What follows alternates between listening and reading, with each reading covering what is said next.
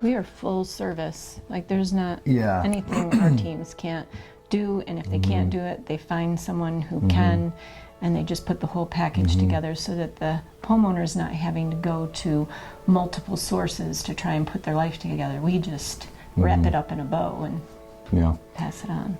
We had a loss recently in Banner Elk where the business was damaged by fire, and the business owner said, I've got to get this open by Friday. And I said, I don't think we can do it. He said, I need to be open by Friday.